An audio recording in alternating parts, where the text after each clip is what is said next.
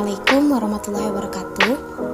Perkenalkan, nama saya Nurilia Wahyuni dengan NIM 201010205007. Bertemu kembali dengan saya di video yang kedua, di mana video yang pertama kita telah menjelaskan mengenai tentang sosok tokoh Al-Jabar, di mana beliau itu merupakan sosok yang sangat menginspirasi bagi kita. Dan sekarang ada yang tahu nggak kita bahas materi apa yang kedua? Di video saya yang kedua, saya akan menjelaskan mengenai tentang seorang tokoh yang tentunya sangat menginspirasi di kalangan matematikawan. Tetapi tidak hanya di matematika saja, di bidang-bidang lain beliau ini sangat dikenal dengan keahliannya. Ada yang tahu, beliau merupakan Bapak Al-Jabar. Inilah tokoh yang kedua yang akan saya jelaskan di video saya yang kedua ini. Al-Khawarizmi. Sangat menarik untuk kita berbicara mengenai tentang tokoh yang satu ini, yaitu tokoh Al-Khawarizmi. Nama lengkap beliau yaitu Ibnu Musa Al-Khawarizmi. Beliau ini memiliki banyak sekali nama panggilan, berbeda di satu tempat, berbeda dengan tempat yang lainnya. Seperti di negara-negara barat lebih dikenal dengan sebutan algorismi dan Al-Khawarizmi. Itu di bagian negara-negara barat, dan masih banyak sebutan-sebutan ejaan lainnya di tempat-tempat yang berbeda-beda. Kemudian Al-Khawarizmi ini lahir sekitar tahun 780 Masehi di Khawarizm. Khawarizm itu sekarang kita kenal dengan nama Uzbekistan. Kemudian keluarga beliau merupakan turunan dari Persia yang telah menetap di Khawarizm. Namun dari berbagai catatan sejarah itu kita ketahui bahwa Al-Khawarizmi ini ketika kecil pindah bersama orang tua beliau ke selatan kota Baghdad, sehingga disitulah Al-Khawarizmi itu mulai menjadi seorang matematikawan. Jadi ketika Al-Khawarizmi itu masih kecil, beliau ikut pindah bersama keluarganya, kedua orang tuanya ke kota Baghdad, sehingga di kota Baghdad itulah perjalanan langkah awal Al-Khawarizmi itu menjadi matematikawan yang sampai sekarang masih kita ketahui dan masih kita pakai penemuan-penemuan dari beliau. Kemudian Al-Khawarizmi ini wafat sekitar tahun 850 Masehi di Baghdad.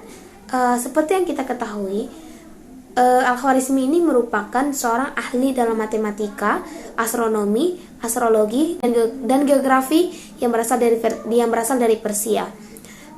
Jadi Al-Khawarizmi ini tidak hanya ahli dalam bidang matematika saja seperti yang kita ketahui, tetapi Al-Khawarizmi ini ahli dalam bidang astronomi, astrologi, dan geografi. Tidak hanya memfokuskan ke bidang matematika saja, tetapi banyak bidang yang beliau ini merupakan seorang ahli di bidang tersebut. Kemudian, hampir sepanjang hidup beliau itu, beliau bekerja sebagai seorang dosen di sekolah ternama atau sekolah kehormatan di Baghdad. Jadi, semasa hidup beliau itu, beliau bekerja sebagai seorang dosen. Beliau mengajar di sekolah kehormatan di Baghdad pada saat itu, di mana sekolah tersebut didirikan oleh Khalifah Bani Abbasiyah. Sekolah tersebut sekaligus tempat beliau belajar menuntut ilmu alam dan matematik, termasuk mempelajari terjemahan manuskrip Sanskesta dan Yunani. Jadi sekolah tersebut bukan hanya tempat beliau mengajar sebagai seorang dosen atau berperan sebagai seorang dosen, tetapi beliau memanfaatkan waktu luang untuk mempelajari ilmu alam dan matematik, termasuk mempelajari terjemahan dari manuskrip Sanskesta dan Yunani. Jadi sangat efektif bagi beliau melakukan hal-hal yang bermanfaat seperti itu. Selanjutnya yaitu karya pertama beliau dipublikasikan dalam sebuah buku, yaitu Al-Jabar. Buku tersebut merupakan buku pertama dari Bapak Al-Khawarizmi yang menjelaskan mengenai tentang solusi sistematik dari linear dan notasi kuadrat. Berkat karya beliau tersebut, beliau dijuluki sebagai Bapak Al-Jabar. Jadi melalui karya tersebutlah Al-Khawarizmi ini dijuluki sebagai Bapak Al-Jabar. Selain itu, buku tersebut juga membawa kontribusi dalam kebahasaan. Kata aljabar itu sendiri berasal dari kata aljabr yang tercantum di dalam bukunya tersebut. Kemudian sebagai hasil pemikiran beliau, dalam buku Aljabar itu dianggap sebagai revolusi besar dalam bidang matematika tentunya. Kemudian hasil dari pemikiran Al-Khawarizmi tersebut mampu mengintegrasikan konsep-konsep geometri dari matematika Yunani kuno ke konsep matematika yang lebih baru atau lebih modern. Pemikiran beliau tersebut berhasil menghasilkan sebuah teori gabungan yang memungkinkan bilangan rasional, irasional, dan besaran-besaran geometri yang dibutuhkan atau yang diberlakukan sebagai objek-objek aljabar. Kemudian Al-Khawarizmi ini banyak memberikan pengaruh perkembangan ilmu pengetahuan di dunia.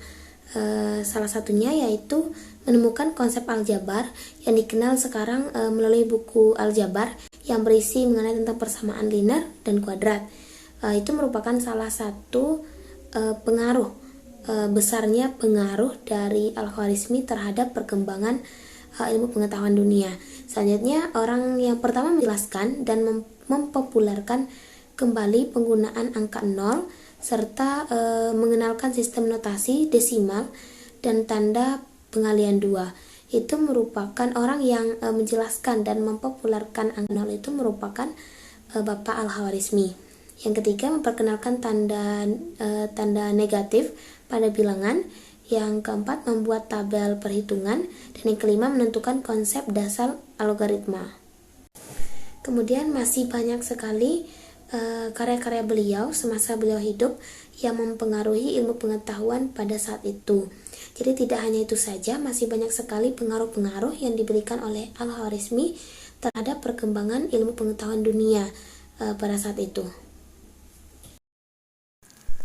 Berbicara kembali mengenai tentang sosok tokoh yang sangat kita kenal mengenai tentang Al-Khawarizmi ini, semasa hidup beliau, Al-Khawarizmi ini terus mengabdi dalam bidang pendidikan dan juga riset keilmuan. Hal itu membuatnya sangat terbuka pada sumber-sumber ilmu pengetahuan dari manapun, baik itu Yunani, India. Kecintaan Al-Khawarizmi pada pengetahuan sangat mendorong beliau untuk mempelajari bahasa Sanskerta dan juga bahasa Yunani. Setelah mahir dan menguasai bahasa-bahasa tersebut, beliau kemudian mulai menerjemahkan beberapa buku, seperti buku India yang berjudul Siddhanta, yang berisi mengenai tentang ilmu astronomi.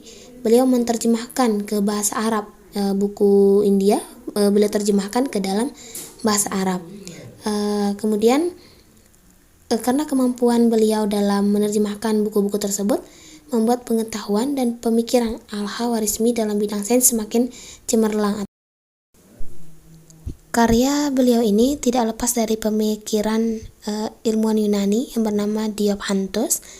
Berangkat dari karya Diophantus tersebut, Al-Khawarizmi menemukan banyak permasalahan dan kesalahan yang cukup sulit untuk dipahami.